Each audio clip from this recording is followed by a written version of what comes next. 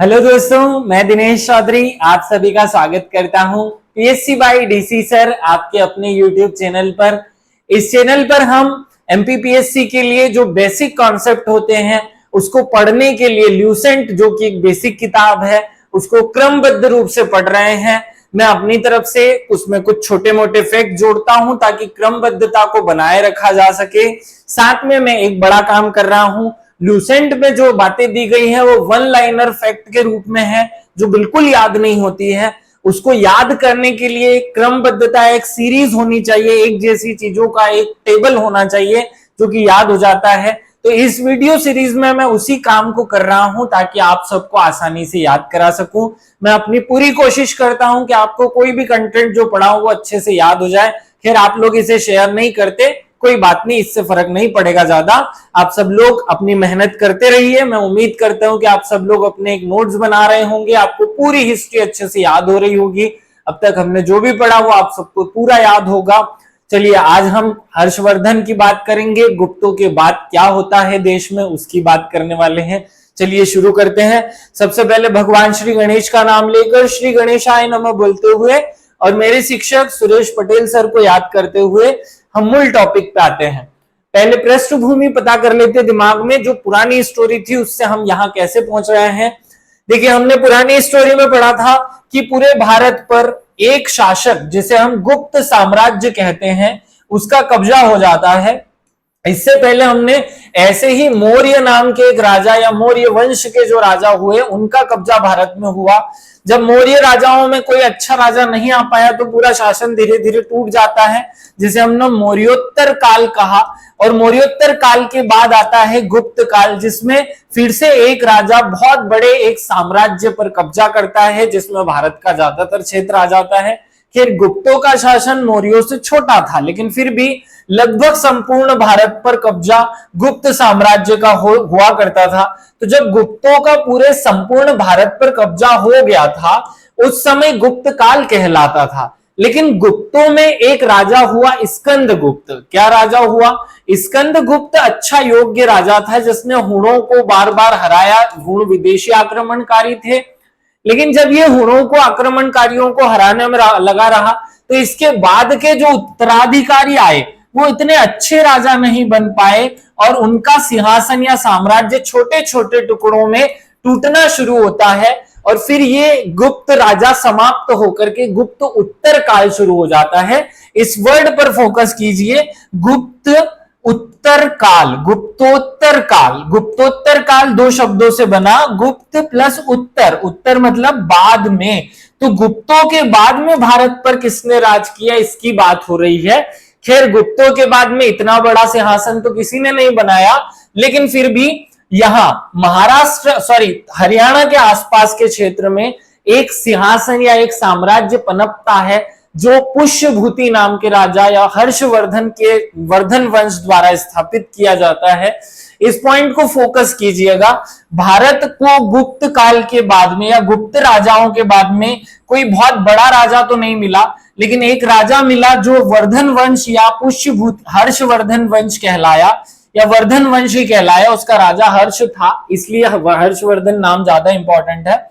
ये धीरे धीरे कब्जा करना शुरू करता है और जो गुप्तों का सिंहासन था उसके इतने क्षेत्र पर ये कब्जा कर लेता है और इस क्षेत्र पर या इस डायनेस्टी पर फिर से पूरे भारत पर या उत्तर के पूरे भारत पर एक वंश का राज हो जाता है जिसे हमने हर्षवर्धन वंश कहा। याद रखिएगा, अब गुप्तों के बाद एक बड़ा साम्राज्य आता है वर्धन वंश का। खैर इसी समय दक्षिण में चालुक्य और पाल या पल्लव राजा भी हुए, बंगाल में गोंड राजा भी हुए, कन्नौज में मोखरी राजा भी हुए, लेकिन कन्नौज वाले मोखरी राजाओं को यह हरा चुका। मगध पर और अलग गुप्त शासक हुए या पुराने गुप्त शासक हुए जिनको इसने हरा दिया और अपने शासन में मिला लिया। इस तरीके से अलग अलग क्षेत्र में अलग अलग राजा हुए, लेकिन उसमें सबसे बड़ा जो सिंहासन पूरे भारत में था या उत्तर के पूरे राज्य पर कब्जा करने वाला एक राजा रहा जिसे हर्षवर्धन कहा गया। इसको एक उपाधि भी दी जाती है, सकलोतरा पथनाथ। सकलोतरा पथनाथ इस शब्द का अर्थ ही होता है संपूर्ण उत्तर भारत पर राज करने वाला राजा। तो ये याद रखना, किस राजा को शकलोत्रा पथनाथ कहा गया? हर्षवर्धन को कहा गया। तो अब हम हर्षवर्धन का साम्राज्य पढ़ने वाले हैं, हर्षवर्धन का काल पढ़ने वाले हैं।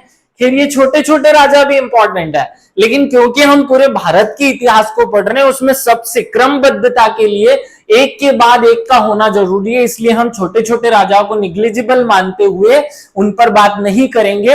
अब हम केवल हर्षवर्धन पर बात करेंगे और फिर एक ही वीडियो में जो बचे कुछ छोटे मोटे राजा हैं उनकी बात कर लेंगे। चलिए आगे बढ़ते हैं। अब हम जब आगे बढ़ेंगे तो हमें समझ आएगा कि हमारा जो शासन है या हमारा जो स्टोरी है वो किस रूप में चालू हुआ। गुप्तों के समय पूरे भारत पर एक व्यक्ति का राजा था। जब गुप्तों में अच्छे राजा नहीं आए तो अलग अलग हिस्सों में वो टूटा। और किस रूप में टूटा? तो हर्षवर्धन वंश की शुरुआत कैसे हुई? गुप्तों के पतन के बाद में जिन राजवंशों का उद्भव हुआ उसमें थानेश्वर के वर्धन या पुष्यभूति राजा, कन्नौज में मोखरी राजा, मगध और मालवा में गुप्त राजा, बंगाल में गोंड राजा, दक्षिण में पल्लव और चालुक्य राजा। इस तरीके से पूरे भारत पर छोटे छोटे राजाओं का कब्जा हो गया। लेकिन ये जो पुष्यभूति वंश के राजा हैं या वर्धन वंश के राजा हैं, ये कन्नौज पर भी कब्जा कर लेंगे और मालवा और मगध पर भी कब्जा कर लेंगे। इससे सबसे बड़ा सिंहासन इनका बन जाएगा। और अब हम इसी को पढ़ते हैं, वर्धन वंश को, जिसे पुष्यभूति वंश भी कहा जाता है, वर्धन वंश भी कहा जाता है। एक तरफ वाकाटक वंश भी काम का है, जिसे हम अगले वीडियो में कवर करेंगे। ये गुप्तों के साथ साथ चला था, लेकिन इतना ज्यादा महत्वपूर्ण नहीं है, इसलिए हम अपने क्रम को नहीं तोड़ेंगे। हम सातवाहनों के पूर्वज या वंशज वाकाटक की बात करेंगे अगले एक वीडियो में। आज वर्धन वंश की बात की जाए। चलिए आगे बढ़ते हैं। तो वर्धन वंश की शुरुआत कैसे होती है ये समझिए। पुष्यभूति नाम का एक व्यक्ति होता है, ये पुष्यभूति ही वर्धन वंश की शुरुआत करता है। क्योंकि इस पुष्यभूति द्वारा इस वंश की शुरुआत की गई, इसलिए कुछ इतिहासकार इस वंश को पुष्यभूति वंश भी कह देते हैं। तो यहाँ कंफ्यूज नहीं होना, पुष्यभूति नाम का राजा ही पुष्यभूति वंश या वर्धन वंश का संस्थापक होता है। ये थानेश्वर को अपनी राजधानी बनाता है। थानेश्वर कहाँ है? तो अगर भारत का मैप बनाया जाए तो आप इस क्षेत्र को आराम से पहचान लेंगे। ये वाला क्षेत्र जहां दिल्ली, हरियाणा और पंजाब मिलता है, उस क्षेत्र में थानेश्वर नाम की जगह है। अब वर्तमान में हरियाणा के कुरुक्षेत्र में है और पहले यहां से धीरे धीरे अपने शासन को फैलाना शुरू करता है और इस पूरे क्षेत्र पर कब्जा कर लेता है। इस कारण से ये उत्तर के पूरे राज्य पर कब्जा कर लेने वाला सबसे प्रतापी शासक बना और इसी की हम बात करेंगे। पुष्यभूति के बाद छोटे छोटे 2-3 राजा आते हैं जिन्हें नहीं पढ़ा जाता, वो कोई काम के भी नहीं है। उसका एक महत्वपूर्ण शासक होता है प्रभाकर वर्धन, या ये मान लीजिए पुष्यभूति के बाद उसका उत्तराधिकारी प्रभाकर वर्धन जो है राज पर बैठता है और इस वंश की स्वतंत्रता का जन्मदाता होता है। मतलब स्वतंत्र रूप से या एक बड़े साम्राज्य के रूप में प्रभाकर वर्धन से इसकी शुरुआत होती है और ये परम भट्टारक और महाराजा धीराज की उपाधि धारण करता है। याद रखिएगा, प्रभाकर वर्धन बहुत महत्वपूर्ण राजा है। प्रभाकर वर्धन के विषय में हमें यह भी याद रखना है कि हर्ष चरित्र, जो कि हर्ष नाम के कवि द्वारा लिखी, हर्ष के समय बाणभट्ट द्वारा लिखी गई ये किताब है, इसमें प्रभाकर वर्धन को हुण हरिण केसरी कहा गया है। क्या कहा गया है? हुण हरिण केसरी, अर्थात हरिणों के लिए सिंह के समान, हिरणों के लिए सिंह के समान वाला राजा। सिंधु राज ज्वर, अर्थात सिंधु राज्य के लिए ज्वर के समान। गुर्जर प्रजागर, अर्थात गुर्जरों की नींद हराम करने वाला। और लाट पाट वटकर, अर्थात चंचलता को नष्ट करने वाला। इतनी प्रशंसा की गई इस प्रभाकर वर्धन की हर्ष चरित्र नाम की किताब में, उससे पता चलता है कि इसका साम्राज्य बहुत बड़ा होगा और एक बहुत मशहूर, बहुत अच्छा राजा रहा होगा। बांसखेड़ा नाम का एक अभिलेख है, याद रखिएगा। बांसखेड़ा अभिलेख में इस राजा को प्रतापशील राजा कहा गया है, अर्थात इसका एक उपनाम मिलता है प्रतापशील। तो ये पूछा जाता है कि बांसखेड़ा अभिलेख का संबंध किस वंश से है, तो उस वंश का नाम है हर्षवर्धन वंश या वर्धन वंश। और प्रतापशील किस राजा का उपनाम है, तो प्रभाकर वर्धन का एक उपनाम है प्रतापशील। याद रखिएगा ये पॉइंट। साथ में ये भी याद रख लेना कि ये राजा जो हुआ करते थे ये सूर्य के उपासक थे या फिर शिव के उपासक थे। ये 2 शब्द आपको याद रखना है। यहां थोड़ा सा एक स्टोरी के रूप में बात को समझना है। प्रभाकर की पत्नी जो थी वो यशोमती थी और इनके 2 पुत्र और 1 पुत्री थी। या दो पुत्र और एक पुत्री इसके हुआ करते थे। एक पुत्र का नाम राज्यवर्धन था, दूसरे पुत्र का नाम हर्षवर्धन था और बेटी का नाम राज्यश्री था। ये प्रभाकर वर्धन अपने राज्य को दूर दूर तक फैलाने के लिए यहां पर इस शासन को समझिएगा मैप में, अपना जो राज्य है, इनका जो प्रभाकरों का राज्य है वो यहां तक हुआ करता है। यहां पर एक और राजा है जिसे कन्नौज के मोखरी राजा कहते हैं, ये उससे अपनी बेटी का विवाह कर देता है। बेटी का नाम है राजश्री, अर्थात ये अपनी बेटी का विवाह जो है वो यहाँ के एक राजा से करता है। यहां तक की स्टोरी अगर समझ में आ गई हो तो हम आगे इसमें एक और बात समझें। प्रभाकर के दो बेटे हैं, राज्यवर्धन और हर्षवर्धन। और ये भी याद रखिए कि इस समय हुणों के आक्रमण भी होते हैं, तो जब बार बार हुणों के आक्रमण होते हैं, प्रभाकर वर्धन वृद्ध हो चुका है, उनका बेटा राज्यवर्धन भी है, हर्षवर्धन भी है। राज्यवर्धन बड़ा बेटा है, हर्षवर्धन छोटा बेटा है। तो जब हुणों का आक्रमण होता है तो प्रभाकर वर्धन युद्ध लड़ने की स्थिति में नहीं होता है, इसलिए राज्यवर्धन को भेज देता है और उसी समय प्रभाकर वर्धन की मौत हो जाती है। तो मालवा का जो शासक है देवगुप्त, वो इसके जीजा अर्थात राज्यवर्धन और हर्षवर्धन के जीजा जी का नाम है ग्रहवर्मा, अर्थात इनके पति का नाम है ग्रहवर्मा। तो ग्रहवर्मा की हत्या कर देंगे और राजश्री को बंदी बना करके कारागार में डाल देंगे। एक घटना घटित हो रही है, बहुत शांति से इस घटना को एक साथ समझिए। पहले तो प्रभाकर वर्धन राजा है, प्रभाकर वर्धन जो है वो राजा है और ये अब बूढ़े हो चुके हैं। इधर से हमारी बाउंड्री पर अर्थात भारत के बाहर से एक शासक आ रहा है भारत पर कब्जा करने के लिए, जिनको हम हुण कह रहे हैं। तो हुणों का जब भारत में आक्रमण होता है तो उससे लड़ने के लिए जाता है राजवर्धन और इसी समय राजवर्धन को राजा बना दिया जाता है, जो कि बड़ा भाई है। जब राजवर्धन वहां जाता है तो इनका राज्य जो कि खाली हो चुका होता है, वहां कोई राजा नहीं है। इसका फायदा उठाकर इसके जीजा जी की हत्या कर देता है कौन? कन्नौज का एक राजा, या उधर मालवा, यहाँ मालवा का एक छोटा सा राजा है और यहाँ बंगाल का एक राजा है। ये दोनों मिल करके इसके जीजा जी की हत्या कर देंगे। आपको एक ही राजा का नाम याद रखना है, शशांक नाम का एक राजा है जो कि गोंड राजा है बंगाल का। कहां का राजा है? बंगाल का एक गोंड राजा है जो कि इसकी हत्या कर देगा। अब इस स्थिति में, सॉरी इसमें थोड़ा सा फेरबदल कीजिएगा, एक कन्नौज का राजा है।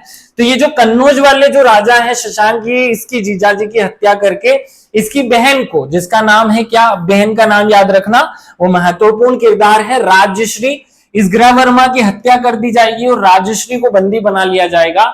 अब राज्यवर्धन को जब ये सूचना मिलेगी तो वो गोंडों से युद्ध लड़ना छोड़ करके फिर से आ जाएगा। कहां पर?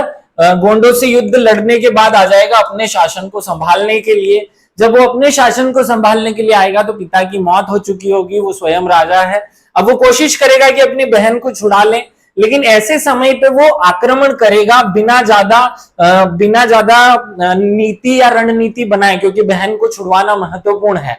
अब जब बहन को छुड़वाने के लिए वो आक्रमण करेगा तो राज्यवर्धन ने देवगुप्त को मार डाला है। देवगुप्त कौन है? जिसने उसके जीजा की हत्या की है। परंतु देवगुप्त के मित्र गोंड नरेश शशांक ने धोखे से राज्यवर्धन की भी हत्या कर दी है। ये पॉइंट बहुत महत्वपूर्ण है। यहाँ गोंड नरेश, मैंने अभी गड़बड़ कर दी थी इस पॉइंट में, ये सुधार लेना। ये गोंड नरेश है, गोंड नरेश कन्नौज का शासक, सॉरी गोंड नरेश शशांक है जो इसके भाई राज्यवर्धन की हत्या कर लेगा। तो राज्यवर्धन भी मारा जा चुका है, इसके जीजा ग्रहवर्मा भी मारे जा चुके हैं, इसके पिता प्रभाकर वर्धन भी मारे जा चुके हैं।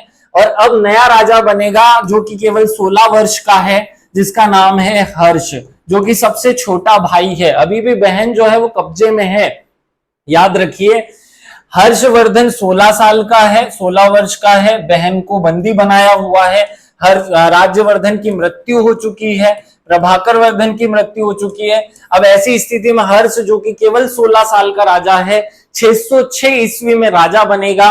राज्यवर्धन की मृत्यु की 606 में होती है और यहीं पर हर्ष का राज सिंहासन या उसको राज सिंहासन पर बिठाया जाता है। 16 वर्ष की अवस्था में थानेश्वर की गद्दी कौन संभालता है? हर्षवर्धन।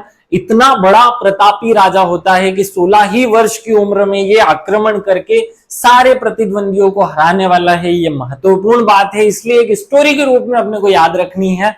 याद रखिएगा एक स्टोरी, इसमें हम मूल रूप से इन तीनों ही पॉइंट पर फोकस करें। अब हर्ष जो है वो राजा बन चुका है, अपनी बहन को छुड़ाता है।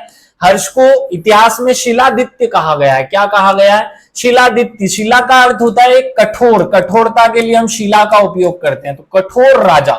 तो शिलादित्य किसे कहा गया या कठोर राजा किसे कहा गया? हर्षवर्धन को कहा गया के नाम से भी जाना जाता है। इसने परम भट्टारक नरेश की भी उपाधि धारण की, जो इसके पिता और इसके वंश के राजा करते आ रहे थे। हर्ष ने शशांक को पराजित किया और कन्नौज पर अधिकार कर लिया। शशांक कौन है? शशांक जो है वो गोंड वंश का राजा है, जो कि बंगाल का शासक है, और बंगाल का शासक है, लेकिन इसने ही बोधि वृक्ष कटवाया है, जिसके नीचे बुद्ध या महात्मा बुद्ध ने बैठ करके, महात्मा बुद्ध ने जिस वृक्ष के नीचे बैठकर तपस्या की थी उसे बोधि वृक्ष कहते थे।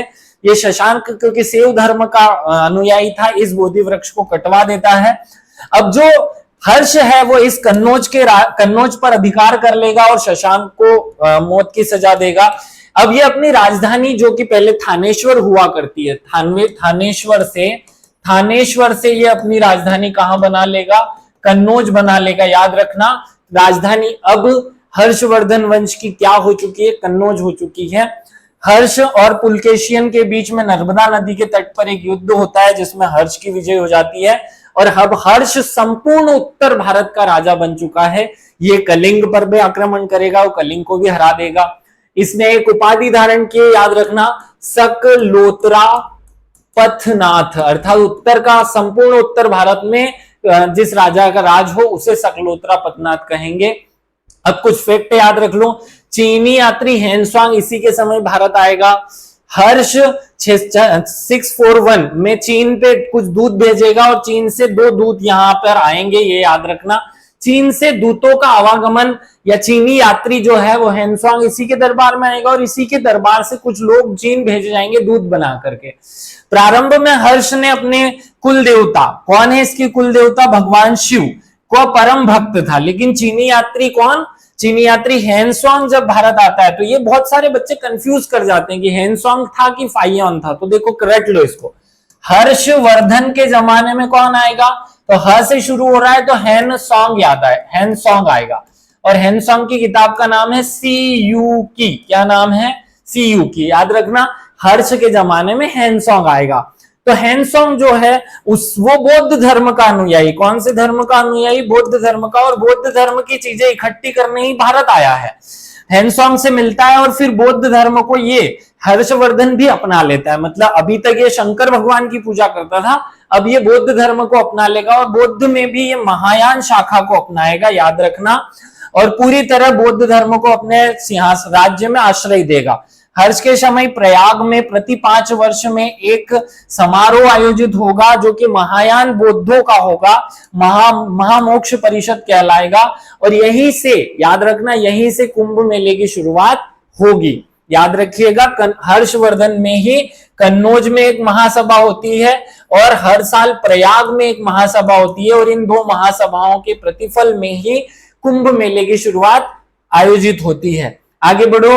हर्षवर्धन के जमाने में एक कवि है जिसका नाम है बाण भट्ट। बाण भट्ट हर्ष के दरबार का कवि है, जिसने 2 किताबें लिखी, हर्ष चरित्र और कादंबरी। बहुत महत्वपूर्ण है। कादंबरी के बारे में थोड़ी सी बातें याद रख लेना तो किताब याद रह जाएगी। इसमें एक तोता होता है जो एक कहानी सुनाता है और उस कहानी में बहुत सारी शिक्षाएं देता है, वही कादंबरी नाम की किताब है। और हर्ष चरित्र में हर्ष के वंश के जो राजा हैं उनकी तारीफें की गई है, उनके काम बताए गए हैं, किसने क्या क्या किया, कैसे किया, बहुत अच्छे बढ़ा चढ़ाकर मतलब रोचक ढंग से बातों को प्रेजेंट किया गया। हर्ष खुद एक कवि है, तो हर्ष खुद एक कवि है तो उसने 3 किताबें लिखी है। कौन कौन सी? प्रियदर्शनी, रत्नावली और नागानंद। देखो 3 बातें याद रखनी है, प्रियदर्शनी, रत्नावली और नागानंद। तो देखो नंगानंद कर लो, प्रियदर्शनी लिख लो, नंगानंद, प्रियदर्शनी और रत्नावली। तो देखो रत्न जो है वो हमेशा प्रिय लगते हैं जब वो नंगे होते हैं, ढके हुए नहीं होते हैं। मतलब अब यहाँ इंसान की बात नहीं हो रही है, आप हंस मत लेना, है ना। तो प्रिय 3 चीजें जोड़नी थी ना हमें, तो हर्ष ने जो है वो इन 3 किताबों की रचना की। कुछ लोग कहते हैं कि हर्ष ने नहीं लिखा था, ये तो पैसे देकर लिखवाया था। जो भी हो, उस जमाने में 3 किताबें हर्ष के नाम से लिखी गई है। हर्ष को भारत का अंतिम हिंदू सम्राट भी कहा जाता है, क्योंकि अब इसके बाद जो है वो अब मुगल वंश या जो अरबी, तुर्की, ये सब आक्रमणकारी भारत में आने लगेंगे। हम 606 की बात कर रहे हैं और पहला 712 में आक्रमण हो जाएगा मोहम्मद बिन कासिम का। तो देखो 100 साल में अब कोई अच्छा हिंदू राजा पूरे भारत का तो नहीं बनने वाला है। हर्ष चरित्र में सिंचाई के लिए एक साधन की बात की गई जिसे तुला यंत्र कहते हैं। तुला यंत्र का मतलब होता है जल पंप, जो पानी सिंचाई के लिए काम करता है। हर्ष चरित्र में प्रांतीय शासक जो होते हैं उन्हें लोकपाल कहा गया है। तो ये क्वेश्चन भी आया है कि लोकपाल शब्द का पहली बार वर्णन कहां मिलता है? हर्ष चरित्र नाम की किताब में मिलता है, जो हर्षवर्धन वंश से संबंधित है। हर्ष के जमाने या हर्षवर्धन के जमाने में जो छोटे छोटे राजा हुआ करते थे, लोक प्रशासक होते थे या प्रांतीय शासक होते थे, उनको लोकपाल कहा जाता था। ये भी याद रख लेना। और आगे बढ़ते हैं। अब हैंसोंग आया था, तो हैंसोंग के बारे में भी कुछ फैक्ट याद रख लो। देखो क्या याद रखना है, 630 में वहां भारत आया और 644 में फिर चला गया, अर्थात 14 वर्ष तक भारत में रहा। कितने वर्ष भारत में रहा? 14 वर्षों तक। इसमें से इसने 6 साल तो केवल नालंदा विश्वविद्यालय में शिक्षा ग्रहण की है। क्या की? शिक्षा ग्रहण की इसने नालंदा विश्वविद्यालय में। अब नालंदा विश्वविद्यालय किसने बनाया था? इससे पहले आए गुप्त शासकों में कुमार गुप्त ने बनाया था। और यहाँ पर इसका टीचर कौन रहता है? याद रखना, इसका टीचर रहता है इनके टीचर का नाम होता है शीलभद्र। क्या नाम है? शीलभद्र नाम के आचार्य से ये शिक्षा ग्रहण करेगा। पाश्चात्य संसार का लेख एक किताब है जिसका नाम है पाश्चात्य संसार का लेख। उसको उस भाषा में, चीनी भाषा में सीयू की कहा जाता है, हिंदी भाषा में पाश्चात्य संसार का लेख नामक पुस्तक लिखेगा, जिसमें उस समय के जो भारत है उसकी स्थिति को ये बयां करेगा।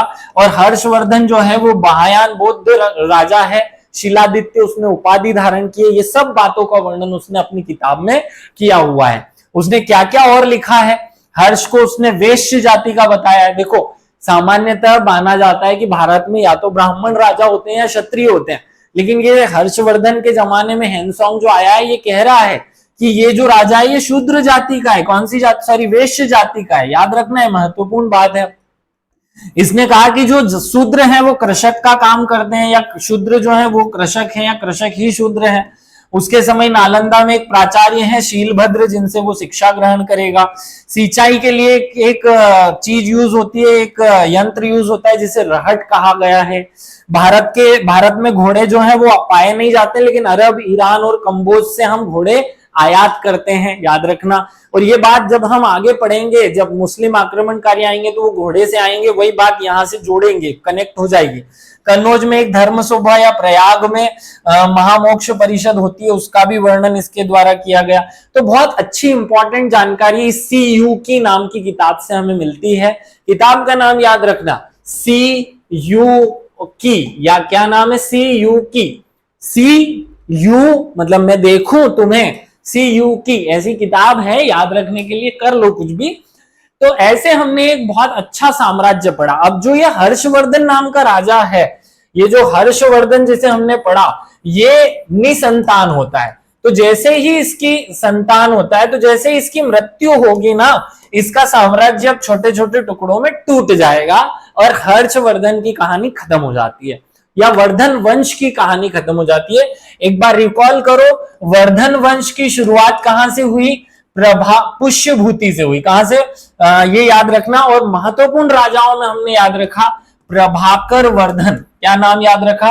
प्रभाकर वर्धन। इसकी 3 संतानें हैं, एक का नाम राजवर्धन है, एक का नाम हर्षवर्धन है, और इसकी बेटी है राजश्री। राजश्री जो है उसका विवाह किया गया है, जिसको देवगुप्त नाम के राजा ने मार दिया है। हर्षवर्धन छोटा है, अभी 16 वर्ष का, और राजवर्धन बड़ा है, जो इसके आक्रमण में मारा जाता है। उसको कन्नौज का राजा शशांक मार डालता है। ऐसी स्थिति में हर्ष राजा बनता है, और हर्ष जो है वो पूरे भारत पर एक फिर से साम्राज्य स्थापित करेगा, जिसे हर्षवर्धन काल कहा जाएगा। महत्वपूर्ण इतिहास है हमारे भारत का, बहुत सारे काम किए इस राजा ने, ये बातें याद रखना। हर्षवर्धन के इस काल को पढ़ने के बाद नेक्स्ट वीडियो में हम जो छोटे छोटे राजा हुए उनकी बात करेंगे, कुछ दक्षिण में भी बात करेंगे, और प्राचीन भारत यहाँ पर आपका खत्म हो जाएगा। 2-3 वीडियो में प्राचीन भारत खत्म हो जाएगा, जिसमें हम चोल, चेर, पांडे की बात कर लेंगे। एक तरफ सीमावर्ती छोटे छोटे राजाओं की बात कर लेंगे। आप सभी को अगर ये हिस्ट्री के वीडियो सीरीज अच्छी लग रही है, समझ में आ रहा है, कमेंट करके बताना ना भूला करो। आज मेरी बात मानते हुए अपने स्टेटस पर इस वीडियो को लगाइए और उन लोगों तक शेयर करने की कोशिश कीजिए जिन्हें निःशुल्क शिक्षा नहीं मिल पा रही है। सभी को विशेष रूप से धन्यवाद। जय हिंद, जय भारत।